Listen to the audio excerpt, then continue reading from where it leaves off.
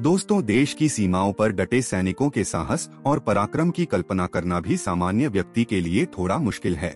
सैनिक देश की रक्षा के लिए अपने जीवन का बलिदान करने में भी नहीं हिचकिचाते हैं। रूस यूक्रेन के बीच चल रही जंग में दोनों तरफ के सैनिक पूरी बहादुरी के साथ लंबे समय से डटे हैं। दुनिया भर में बहुत से सैनिकों के जत्थों को उनके शौर्य के लिए आज भी याद किया जाता है। दुनिया भर में एक समय तक देश की रक्षा से बढ़कर धर्म की रक्षा के लिए लाखों करोड़ों शूरवीरों ने अपने प्राण न्यौछावर कर दिए। ऐसे ही योद्धाओं में सबसे ऊपर नाम आता है नाइट्स टेम्पलर का। दोस्तों, वीडियो लाइक और चैनल को सब्सक्राइब करें।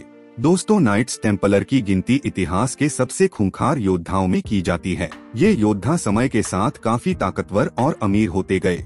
एक समय ऐसा भी आया जब नाइट्स टेम्पलर ने शासकों की तो छोड़ दें, पोप की अपील को भी नजरअंदाज कर दिया था। यहीं से शुरू हुई इन रहस्यमयी शक्तिशाली योद्धाओं के अंत की कहानी। इन योद्धाओं की दुस्साहसी कहानियों के कारण सदियों तक इतिहासकारों की नींद उड़ी रही। इतिहासकार इनके बारे में नई नई जानकारियां जुटाते रहे। आज हम आपको इन्हीं योद्धाओं के उदय और अंत की कहानी बता रहे हैं। दोस्तों, कौन थे नाइट्स टेम्पलर? दुनिया भर में एक समय तक सेनाएं धर्म की रक्षा के लिए आपस में भिड़ रही थीं। ऐसे ही धर्मयुद्ध के दौरान साल 199 में ईसाई सेनाओं ने यरूशलेम को मुस्लिमों से आजाद कर लिया था। इसके बाद यरूशलेम में ईसाई शासकों का राज शुरू हो गया था। फिर पश्चिमी यूरोप के तीर्थयात्रियों ने भी यरूशलेम की यात्रा करना शुरू कर दिया था। हालांकि जब भी ईसाई तीर्थयात्री मुस्लिमों के शासन वाली जगहों से गुजरते थे तो लूटपाट का शिकार हो जाते थे।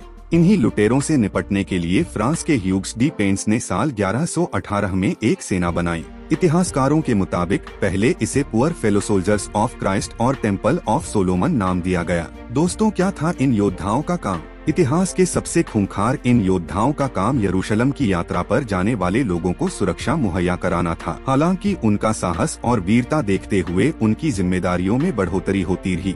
धीरे धीरे नाइट्स टेम्पलर यरूशलेम के क्रूसेडर राज्यों के रक्षक बन गए। उन्हें ऐसे योद्धाओं के तौर पर पहचान मिली जो कभी हारते ही नहीं थे। यरूशलेम के शासक बाल्डविन द्वितीय ने टेम्पल माउंट में मुख्यालय बनाने की मंजूरी दी। इसके बाद से ही ये योद्धा नाइट्स टेम्पलर कहलाए जाने लगे। नाइट्स टेम्पलर ने मुस्लिम सेनाओं के खिलाफ कई जंग लड़ी और नाइट्स टेम्पलर एक समय बहुत अमीर और ताकतवर हो गए। उन्हें पीछे नहीं हटने और आत्मसमर्पण नहीं करने वाले खूंखार योद्धाओं के तौर पर पहचान मिली। नाइट्स टेम्पलर के योद्धाओं ने इस क्रम में अपने कई गढ़ बनाए। हालांकि 12वीं सदी में मुस्लिम सेनाओं ने फिर यरूशलेम पर कब्जा कर लिया। इससे धर्मयुद्ध की पूरी दिशा ही बदल गई। यही से नाइट्स टेम्पलर का बुरा वक्त शुरू हो गया। उन्हें बार बार अपनी जगह बदलनी पड़ी। उनके लिए ये बुरा दौर लंबा चला। उनके सैन्य अभियानों को यूरोपीय देशों की ओर से समर्थन में कमी आने लगी। साल 1303 तक तो मुस्लिमों के शासन में उनकी साख पूरी तरह खत्म हो गई। दोस्तों, कैसे हुआ नाइट्स टेम्पलर का अंत?